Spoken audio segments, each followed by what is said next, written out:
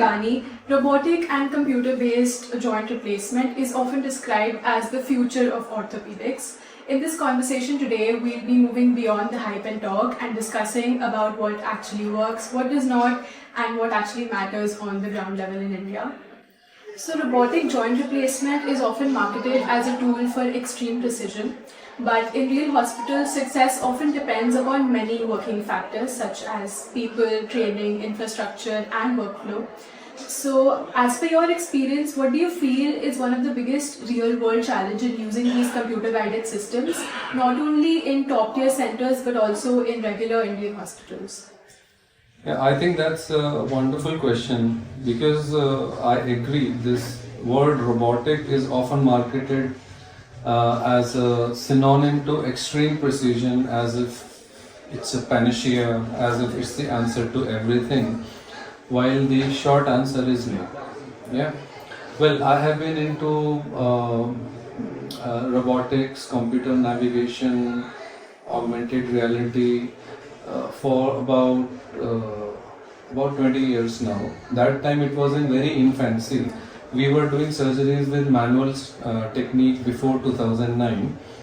Well, it had some deficiencies of extra bone loss, extra blood loss, and maybe some errors in the precision, 10 to 12%. Okay. Now, for improving upon those, we were developing these techniques, and well, middle of 2009 something, when we started doing all the cases with a high predictability and consistency with robotics, we stopped doing manual technique altogether. Now, coming back to your question, what is the biggest real world challenge? The biggest real world challenge is conviction of the surgeon. It is not workflow. It is not training of the manpower. It is not hospital infrastructure, because nowadays most of the hospitals will have enough money to spend on robotics because they know they can earn more. Okay, but the biggest real world challenge is conviction of the surgeon, consistency of the surgeon. Look, if you have a Hummer and if you have a Honda City, you know the capability difference of both. Now, if you choose Hummer to drive 1 out of 30 days when you want to go off-roading, and rest 29 days you are driving on city road with Honda Civic, do you think you will be able to control the Hummer? So this robotic system, it's a complex technology, but with consistent use, you can master it. You can enslave the technology rather than become the slave of it. Okay, you understand the nuances of the technology. You understand where it is dodging you. You understand you start identifying the face of the technology. There is a difference between reading someone's face and recognizing someone's face. Yeah? Let's say, for example, I describe Tisnoor's face, X, Y, Z, all the parameters. Now I describe it 50 times. Okay? Now one fine day Tisnoor comes in front of me. Huh? Will I be able to recognize her? The answer is no. Okay? So this is the difference between reading and conceptualizing. So the more you do the same thing every single day, you understand the nuances of the 3D model which we are able to generate with the robotic system, and we are able to intuitively know, okay, this is the demand of this case. Now once you know that, then you deliver the extreme precision along with the input from your intuitive capabilities, your experience, which doesn't go away, it remains with you. But you should know where to fill in, so that the patient gets the best of both worlds. And then you are able to give the real benefit of technology to the patient. Otherwise, it is merely an advertisement gimmick. If you are using it once in a while, I would very bluntly say that it is at best advertisements, and the patient is not getting the real world benefit out of it. I hope that answers your question. So doctor, you worked on robotic systems and navigations before they became popular. How difficult do you think it is for a surgeon to switch to these computer-based systems who's trained in traditional joint replacement? Look, I can tell you, if I can do it, anyone can do it. It's not actually difficult. It's all about conviction. and it actually does not require you to have a very high-tech computer training or something, but you should be able to conceptualize things, not just work with the numbers given on the screen, because the numbers are mind-boggling. You can actually get drowned in the numbers which you see on the screen. But if you start thinking and looking at things from a broader perspective, okay, then you are able to identify, okay, this is how it looks. You know, one of our teachers in MBBS days, he showed us a chest X-ray when we were in the class. Then one guy was looking at it like this. Okay, so I still remember my teacher's wording. He said, my dear friend, go away, look at it from a distance, then you'll be able to see how it looks. Don't just dive into it, okay? So similar thing with any new technology. Yes, definitely there is a learning curve. You need to have conviction, you need to have consistency, but then you need to have a broader vision also. Okay, so I would rather say getting trained in conventional technique actually helps you understand robotics better, provided you are correlating your existing knowledge with what the numbers are telling. Okay, even today, after nearly 2 decades of having been exclusive into robotics, my practice during surgery is not depending totally on the robotic system. I always cross-check everything with my intuitive techniques and the manual instrumentation also. Let's say, for example, if I tell you 1 centimeter, if you have never seen how 1 centimeter feels like, how will you know what 1 centimeter is? So similarly, what 7-degree slope looks like, what 12-degree slopes look like, when we cross-check it with manual instrumentation, it rather reinforces our mental imaging.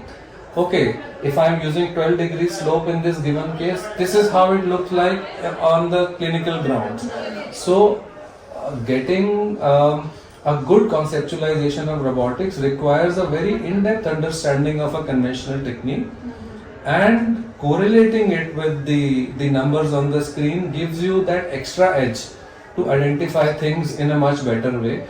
I think if one does that, it is not difficult.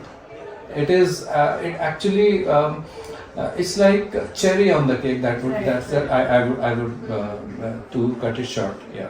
Do you also feel that depending too much on technology could weaken basic skills that may be required when technology isn't available or accurate enough? I think to an extent it could be correct, and that is the reason there are certain robotic systems which are like fully autonomous. Well, I don't have them for a reason. Okay, I have semi-autonomous and passive robotic systems with me, because there the planning module is done through technology. Once we have done the planning, once we have done the 3D modeling of the patient's bone, then the execution part remains in my hand. Now, once I identify the demand of this 3D model, now I make a unique plan in my mind. Okay.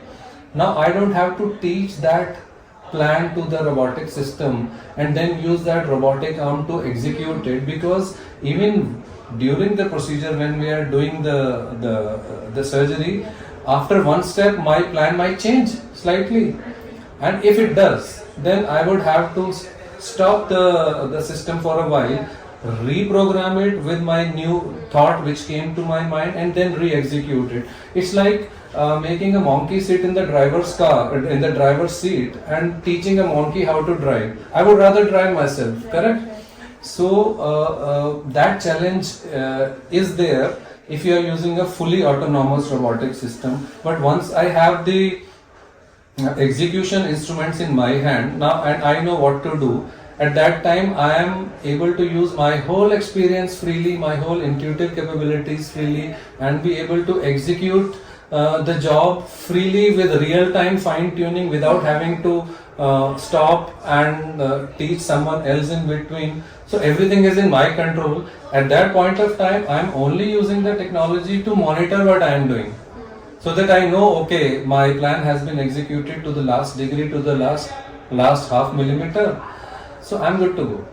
So that gives the best of both worlds to the patient. So yes, too much dependence on technology can gradually fade your real-time brain imaging and conceptualization of the things, and one day technology fails, then you might have that trouble. Well, I'm yet to experience that state, because preemptively I'm not doing all those things which you just said. But yes, that is a possibility. So, doctor, most joint replacement implants and robotic systems are created using data from the Western population. Do you feel that these systems equally work well for Indian patients who might have different bone sizes, body types, and of course a very different lifestyle? Yeah, to an extent you're correct, because most implants are designed for American, Australian bones or something, but then there are implants, US FDA approved implants, which have been specifically designed for Asian patients. On the other hand, if there are robotic systems which are open, like the ones which we use, we are free to use any implant with that, so that restriction goes away. Yeah. Ideally, one should be using the implants which suit to their particular population, and the most free way to use technology is use an open robotic system. Do not marry one particular robotic system or one particular implant, because one size can't fit all. Right. Do you often see any gaps between what a software calls perfectly aligned and what actually feels and functions well for a patient? You know, this gap reduces with your consistency and the training. Let me tell you. In your initial years, you tend to get data which is looking somewhere else, and the patient is looking somewhere else. Okay, that time you attribute it to some nonsense technology or something which you can't figure out. But with practice, you tend to figure out that most of those gaps were because of registration errors. And if not registration errors, maybe your ability to interpret them in the correct context. Okay, for the sake of simplicity, I will not go into the details of what these things mean like, but let me tell you frankly, lot of surgeons who have been doing robotics for many years also, they are also having those difficulty in interpreting the data which the robotic system is giving and relating it to the clinical data, because it's just going by numbers. Okay, because on ground we are seeing the anatomic axis, not the mechanical axis. Okay, and the numbers that we see on robotic system are with respect to mechanical axis all the time. Okay, now if the mechanical axis says 10 degrees flexion, this is almost equivalent to 0 degree anatomic. Okay, now if you look at robotic, it will say, okay, my patient is in 10 degree flexion. No, it is not. It is equivalent to 0 degree anatomic. Okay, so it's more about interpretation, the ability to interpret it correctly, and to an extent registration errors. If you take care of these two, I think there is very little gap left. Well, sometime some surprises may happen, but then mostly not. Yeah. Precision only matters when it improves outcomes, fairness, and definitely patient safety. So the real question isn't about whether we can build better technologies, but it is about how responsibly our systems can be able to use it and leverage the technology. So thank you so much, Dr. Logani. Yes, sir. Have a great day.